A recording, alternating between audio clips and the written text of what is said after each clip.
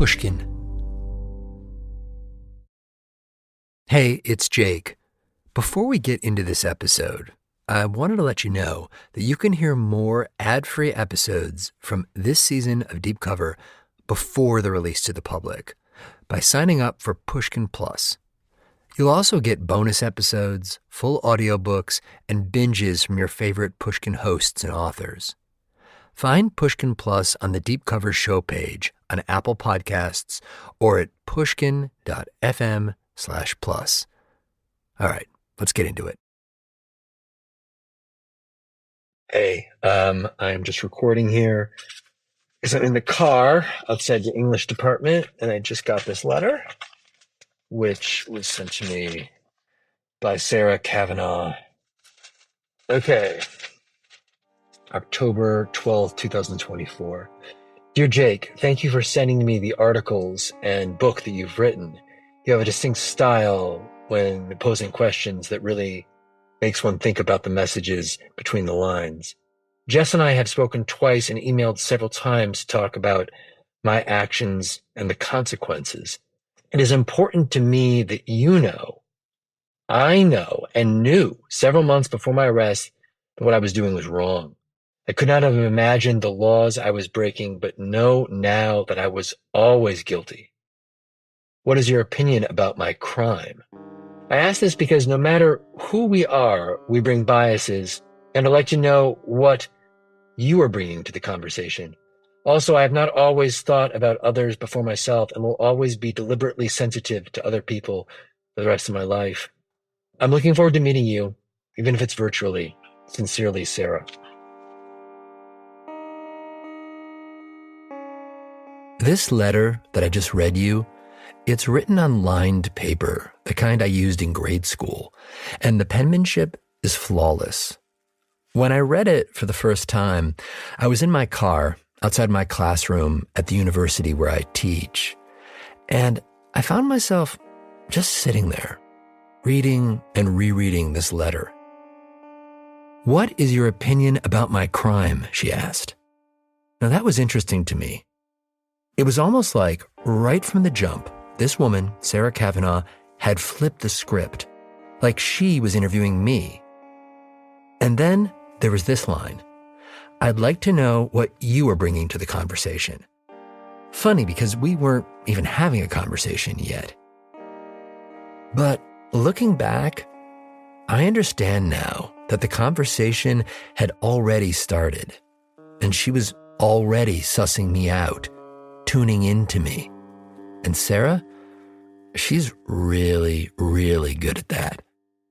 I know that now.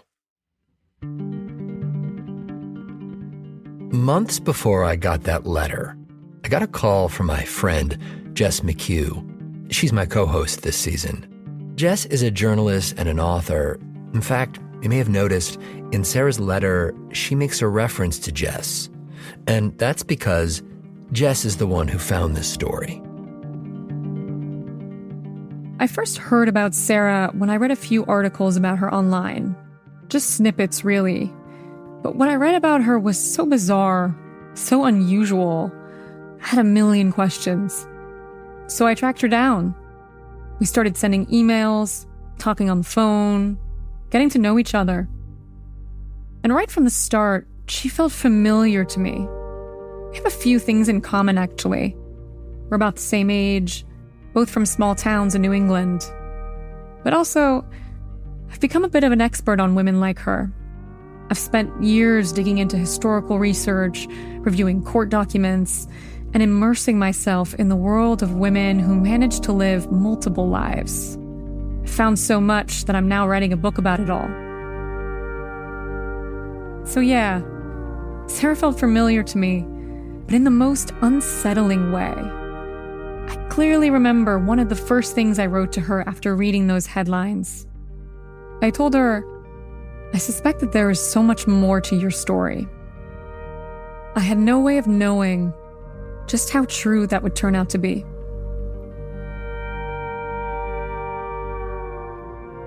There's so much that we've learned since we first started talking to Sarah, so much else that she's told us. And we've spent the last 8 months trying to figure out how much of her story is true and what, if anything, we could trust. Because this story is all about trust.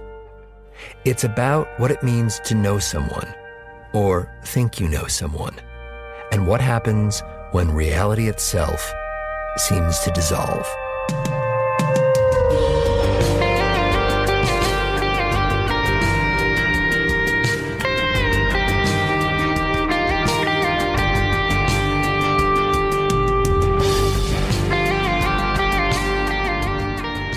I'm Jake Halpern. And I'm Jess McHugh.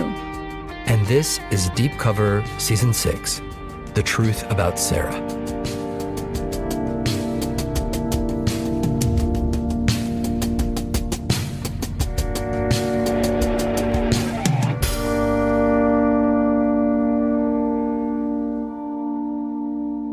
Episode 1, The Warrior.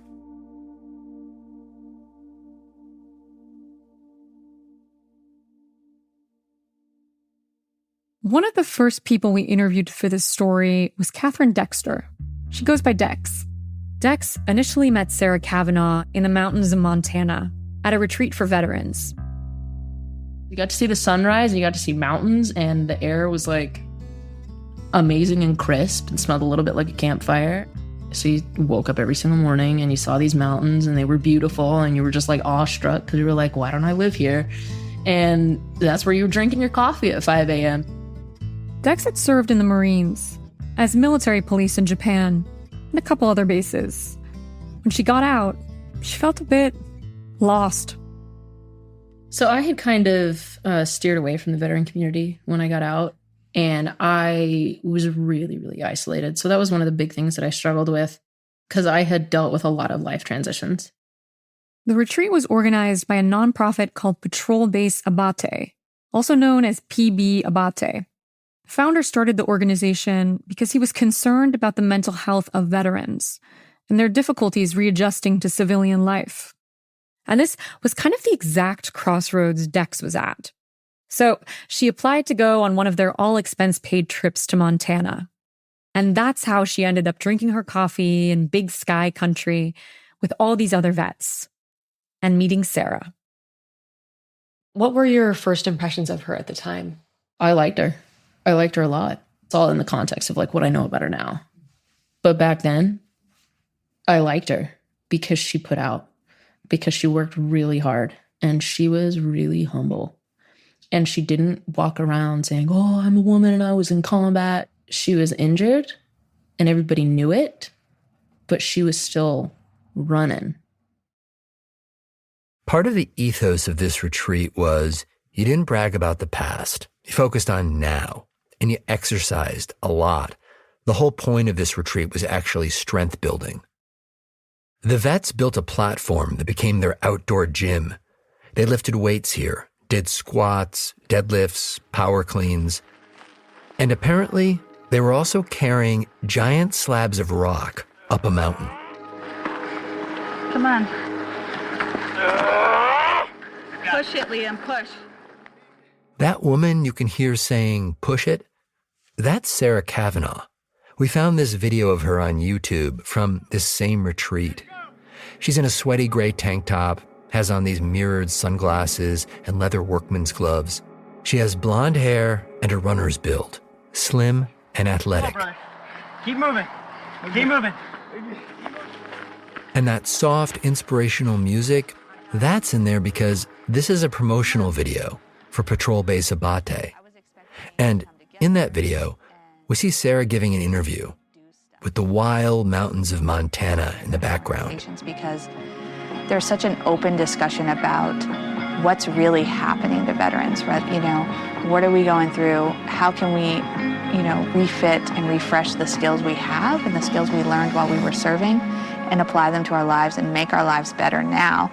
I think I was expecting just to come together and have some fun and work out, but it was so much more than that. The person who started these retreats was concerned about all of the challenges that vets face as they transition back to civilian life. And he wanted this time in the woods to be healing, transformational even. And to the veterans who are coming out here, be ready to talk, and not talk out loud, but maybe you need to talk to yourself. Maybe you need to hear what other people are saying and process that and come back to yourself and work through some things. And I think that's happening here. It definitely is, but I think if you can at least be prepared to do the work, I think you'll get a lot out of it. Dex says that on this retreat, there were just a few female vets. It was her, Sarah, and another former Marine named Natalie. The three of them worked out together. Dex has this way of, like, she calls it gassing you up, of like being your biggest cheerleader. And so she'll be like, man, look at those guns, Natalie. That's Natalie Markham. She was a clarinetist in the Marine Corps band, a self-described band nerd. At the time of the retreat, Natalie was struggling. She owned a CrossFit gym that had been hit hard during the pandemic, and she was worried that it might go bust. So for her to be here in Montana, doing something she loved under the open sky with new friends, it was like she could breathe. She asked someone to take a picture of her with Dex and Sarah to commemorate the moment. The three of us are lined up, and being female and in the military, like, do you stand tough? Do you stand feminine? And then, we're in a strength retreat. So we should take one that looks kind of cute, but then we should take one that looks kind of tough. And so we'll flex. And Dex is always one to be like, oh, we have to flex. In the picture, the three of them are standing against the backdrop of the mountains, all flexing, biceps and triceps bulging. Natalie and Sarah are smiling. Dex is all business, serious as can be. And looking at the photo, I could kind of feel their energy. I'd never guessed they'd just met. They look like they could be sisters, joking, competing, giving each other shit, like the Three Musketeers or something. Dex told us that this kind of camaraderie is not a given. When you're a woman in the military, the competition among other women is really intense a lot of the time. You're all trying to be the best, not just be the best woman, but you're trying to be the best so that the men think you're the best, because that's what matters. And, men are the ones who are always in charge of you. It's their opinion that gets you promoted. So if you're falling short, you're already doing one thing wrong because you're a woman. So it's like you can't do two things wrong. Dex was especially impressed with Sarah. She was somehow doing all these really intense workouts while also dealing with what seemed like a pretty serious leg injury. She also was taking injections of some kind, some type of medication for her hip. And she was telling us if she doesn't, put this shot in her hip, her leg goes numb. Because Sarah was so modest, because she didn't boast or advertise about who she was and what she'd done, there was an air of mystery about her. Sarah said she was a cryptolinguist. She'd served in both Iraq and Afghanistan. She came from a military family. Her brother had been a Marine too. He was killed in combat and buried at Arlington Cemetery. In private moments, Sarah began to open up to Dex. She told me that she had been in a convoy and her vehicle was hit by an IED. The Humvee blew up. The door from the Humvee crushed her hip. And somehow she was able to get out of the Humvee. As Sarah told it, her hip never healed properly. From the knee down, her leg was basically dying. But that's not all. We're all sitting in the tent and she's about to leave and we're talking. And she tells me that she just got diagnosed with stage 4 lung cancer. And I remembered this because she cried. Because I got up to give her a hug. So, just to recap, here's this woman, Sarah, who at the time was just 30 years old, already a decorated war veteran, strong, modest, quietly brave, sprinting down these mountain trails and giving herself these injections to stem the pain. And on top of it all, she also has stage 4 lung cancer. Dex had to coax it out of her because Sarah's story came out in dribs and drabs, and it got more tragic incrementally. like a kettle on a stove that heats up slowly until all of a sudden it starts to boil.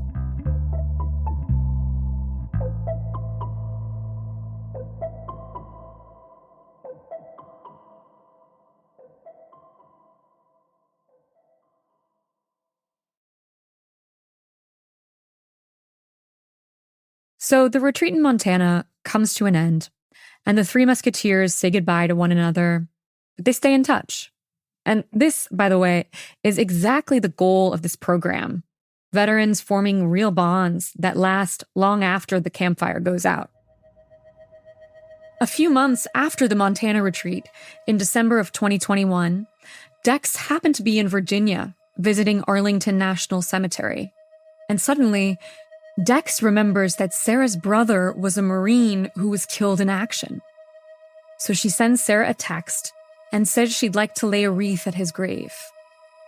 Within minutes, Sarah texts back with a plot number. But when Dex gets to the grave, she notices that this Marine, he has a different last name than Sarah's. And when she looks up his obituary, she sees that they're not even the same race.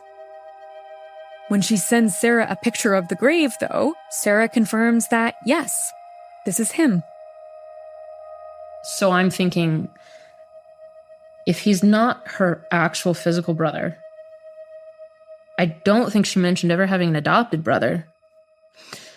And then I'm thinking, maybe she just meant brother, like in the colloquial, we're all Marines, we're brothers type way. And I was like, maybe that's it.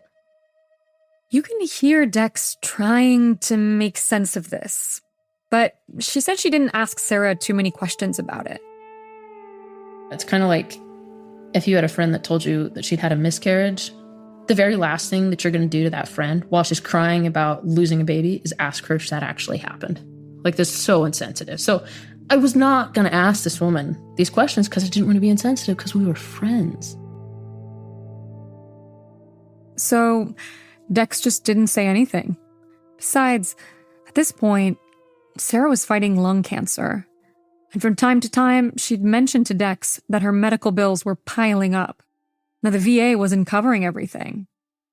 Dex wanted to help, even from far away. And that's when she heard about this charity called Hunter 7. Hunter 7 helps veterans who struggle to pay their medical bills. The reality is, many veterans face huge gaps in the healthcare the VA provides. Long wait times, denied claims, and charities like Hunter 7 come in as a stopgap. So Dex tells Sarah she should apply for financial assistance. And at first, Sarah seemed reluctant. Maybe she was just underwater with everything she had going on. So Dex offered to step in and submit an application for Sarah. I was like, this is what I would do for my friends. Like, especially a friend who's like struggling at this level. I was like, I understood really clearly, like having a million things going on and all of them feeling very intense. So I was like, let me help you out because I have a minute and it's no skin off my back to send an email. She couldn't know this then, but this simple act of kindness would set something in motion. Something that would forever alter the way Dex saw Sarah.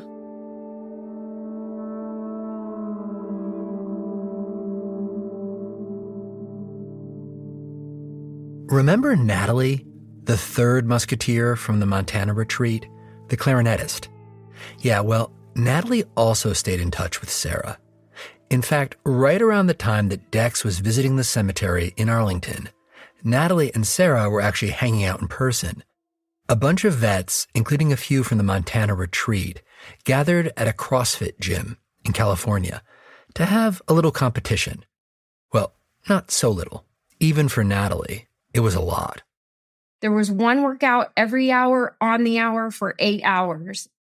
Just the grueling nature of 8 hours worth of workouts is enough to make most people go, yeah, no, I'm not doing that. Yeah, pretty insane. This was like an ultra marathon for weightlifters. They broke down into teams of 2. Now, at this point, Natalie didn't know about Sarah's cancer. And this is because Sarah had never told her. She just confided this to Dex, which, as we've come to learn, is kind of how Sarah operated. She shared details about her life one-on-one in these small, private moments. And so the secrets remain compartmentalized. Natalie was aware that Sarah had some issue with her leg, but that was about all. Then, in the middle of the competition, during one of the breaks, they were all kind of just sitting around, resting. Natalie, her teammate, Sarah, her teammate. All four of us are sitting on the floor together, and Sarah says that she's going to have her leg amputated. And I was blown away. Like, you are in the middle of doing an 8-hour workout and you have to have your leg amputated. It was absolutely unfathomable to me, but I distinctly remember her saying, if I'm going to have my leg amputated, then I'm going to make this bitch give me every last ounce of what it's got to give. Natalie is looking at Sarah's leg, and it's trembling. And she thinks to herself, you are like a whole other level of badassery than I have ever known. And the proof was, Sarah's team then goes on to beat Natalie's team in the competition. And Natalie, she's in awe. The two women went to another retreat together not long after this, and it seemed like Sarah's leg was in bad shape. We did one workout where Sarah was having a really hard time, and like at the end of the workout, her leg was shaking so badly. And she's like, Natalie, will you please help me? Can you please help me stretch? I took her shaking leg and placed it up on my shoulder and am, holding her quad in one hand and her foot up here and kind of leaning in, and I'm talking her through, like, breathe into the muscle, like take some breaths, exhale slowly, picture your leg relaxing, and just remember her like having this moment of her leg finally relaxing, and this is the leg that she's supposed to have amputated, and feeling some sense of gratitude that I could help somebody in that situation to have some kind of relief. Looking back, Natalie still recalls the intensity of this moment with Sarah, the tenseness of her hamstring, the tremors in her muscles, the pain on Sarah's face. It all seems so real. In the coming weeks, Natalie texted Sarah about the amputation to see if it had been scheduled. And Sarah eventually gave her a date, January 26th. The date sticks in Natalie's mind. She keeps thinking about it as it draws closer. And then, the night before the surgery, Natalie can't sleep. She just keeps thinking about Sarah. And I'm so genuinely worried about her that in the middle of the night, I wake up and the first thing I think of is, I must be waking up because I've got to pray for Sarah. I should text her and let her know that I'm praying. And so I text out my prayer to her and send it to her. I asked Natalie to read me that text. January 26th, 2022, a prayer for you today is what I wrote. God, thank you for Sarah. Thank you for her intelligence, kindness, humor, bravery, courage, and service to the United States, and for her gift of friendship. I pray that you will give her and her family a deep sense of peace today, even as she is under anesthesia. Though she already has such a deep sense of drive and determination, pour into her an extra dose of perseverance and purpose. Heal her body, Lord, from this and all illness and disease. Did she write anything back?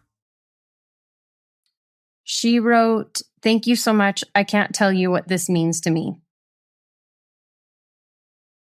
The next day, Natalie shot Sarah another text to see how the surgery went. And Sarah explained they had to call off the amputation. She said that when she was going into her surgery, that her blood pressure had dropped and they weren't able to perform the surgery because of that.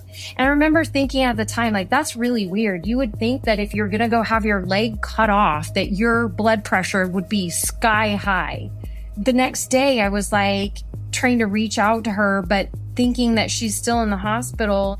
And it's in the middle of me trying to get a hold of her that I receive a message from Tom through WhatsApp.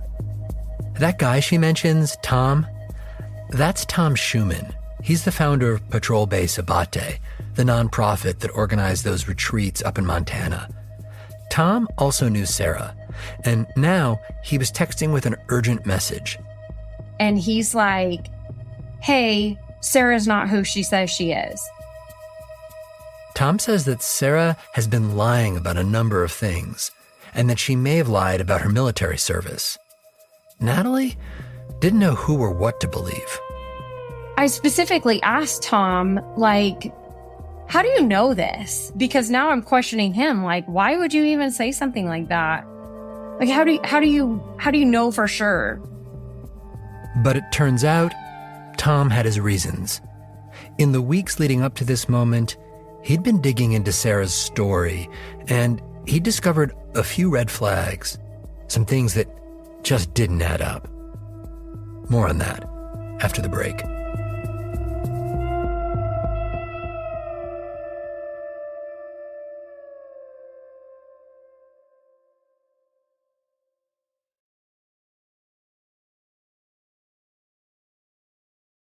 Tom Schumann first met Sarah Cavanaugh in the snowy mountains of Boulder, Colorado, at a Patrol Base Abate retreat. We're staying in canvas tents. It was an intimate setting where we're spending all day and night with just a small group of people. We connected over our intellectual and academic and literature interests.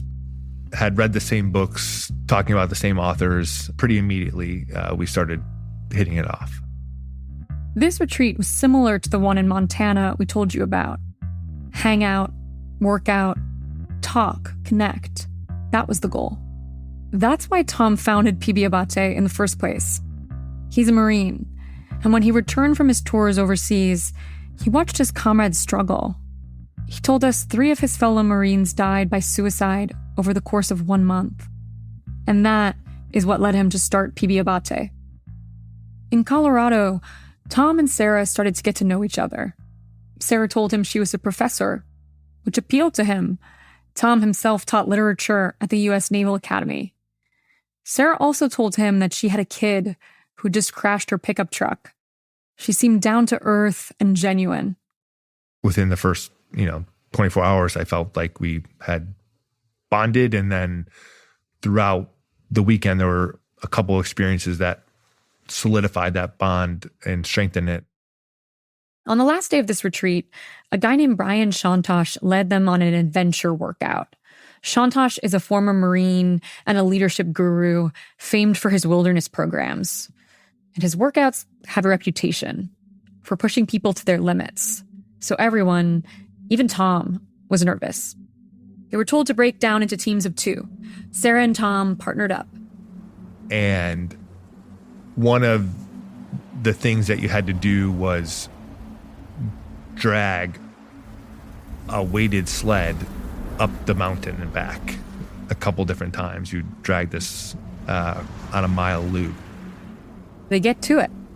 They start pushing this weighted sled up the mountain and then back down the mountain on this mile-long loop. Again and again and again. And remember, this is the Rockies in December, so it's freezing, and the wind is whipping them as they trudge through. I just really respected this gal who was apparently very valorous in combat, still dealing with her injuries from combat, toughing it out on the side of the mountain. And so I admired that she was being what I felt like pretty courageous through the event. Tom's not a very effusive guy, so this is basically his version of gushing. He didn't know about all of Sarah's health issues, the cancer and the leg amputation. Sarah had never told him about this, though he would soon find out.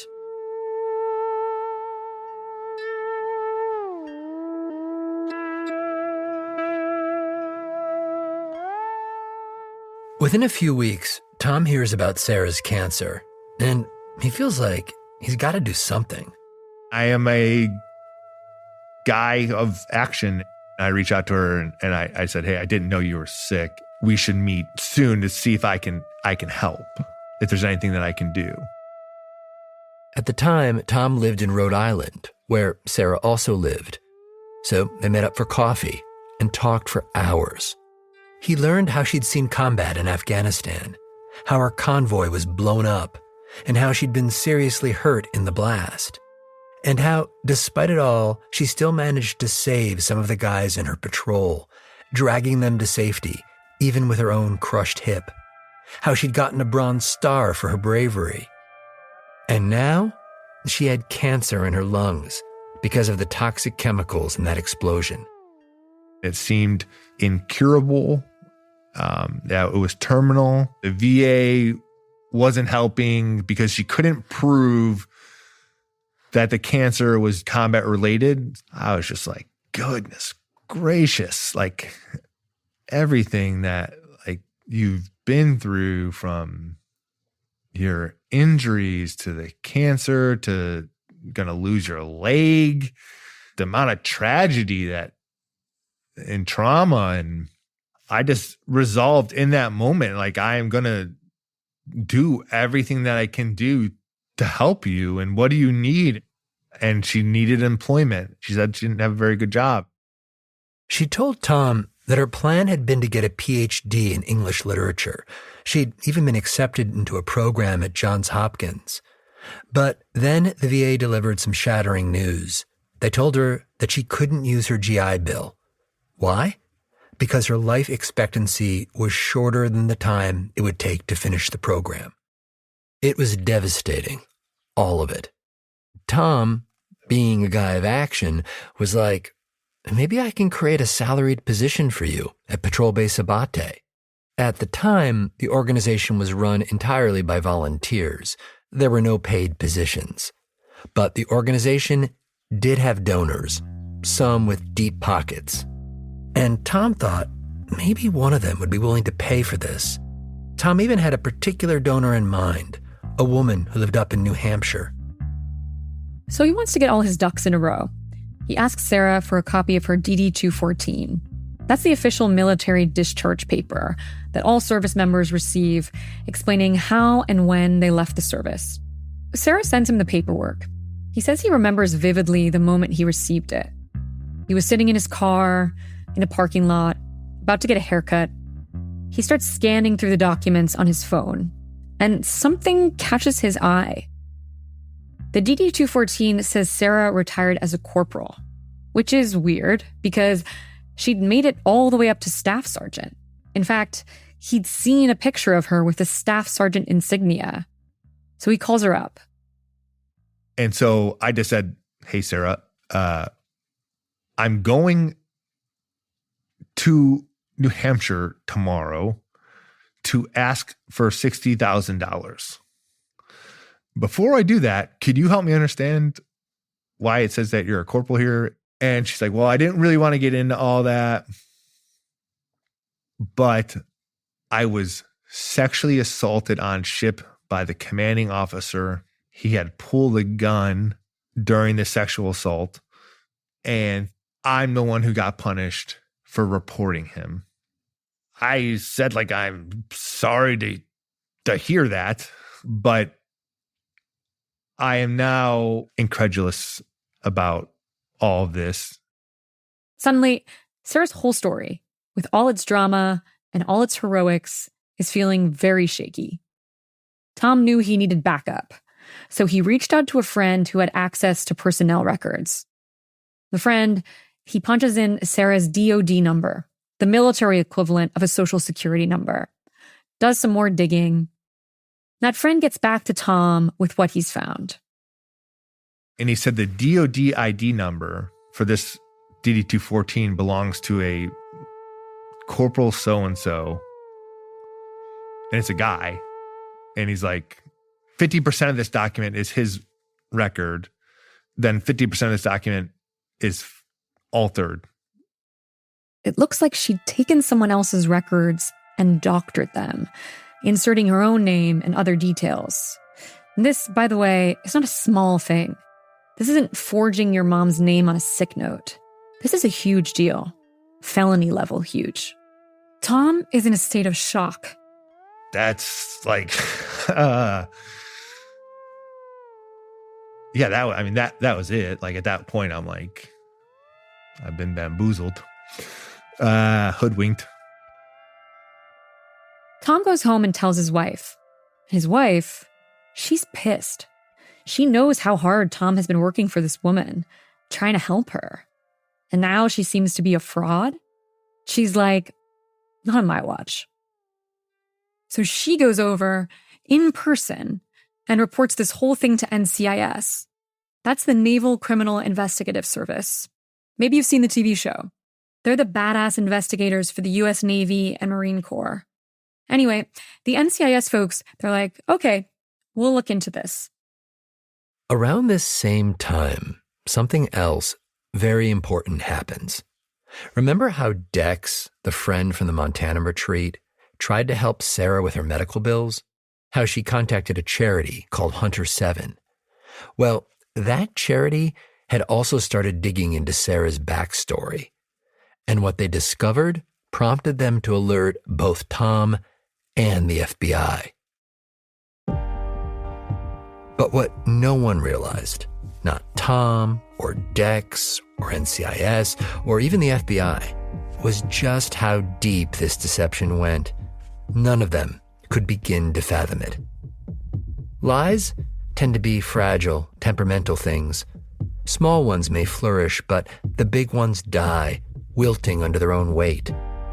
Except in this case, the bigger it grew, the more real it became. This season is about a betrayal, writ large. A deception that played out over the course of more than 6 years. Not just in Montana, but in Colorado and Texas and Tennessee, California and Rhode Island too.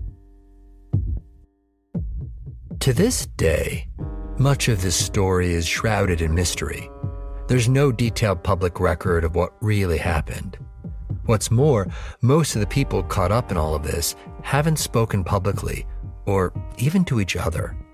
So the story itself remains compartmentalized, like rooms in a mansion with no doors between them. Jess and I have spent the last year or so finding our way into these rooms and listening.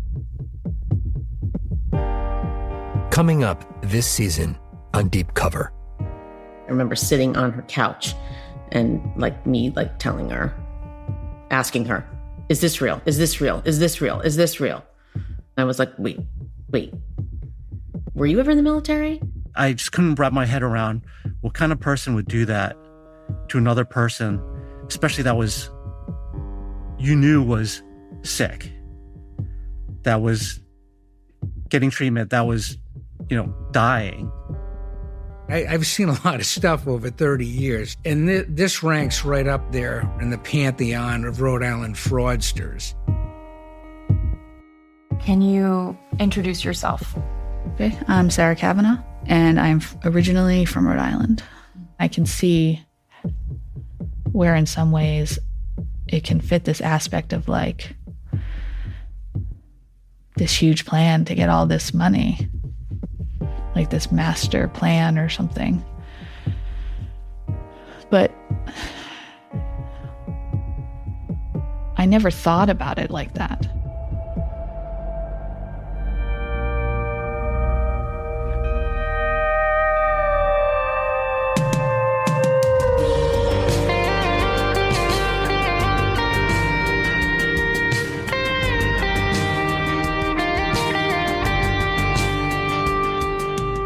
Deep Cover, The Truth About Sarah was produced by Amy Gaines McQuaid and Tali Emlin. Additional production support by Sonia Gerwit. Our show is edited by Karen Shakurji. Our executive producer is Jacob Smith. Mastering by Jake Gorski. Original scoring and our theme were composed by Luis Guerra. Our show art was designed by Sean Carney. Fact-checking by Annika Robbins. Special thanks to Sarah Nix, Izzy Carter, Daphne Chen, Jake Flanagan, and Greta Cohn. Additional thanks to Vicky Merrick. I'm Jess McHugh. And I'm Jake Halpern.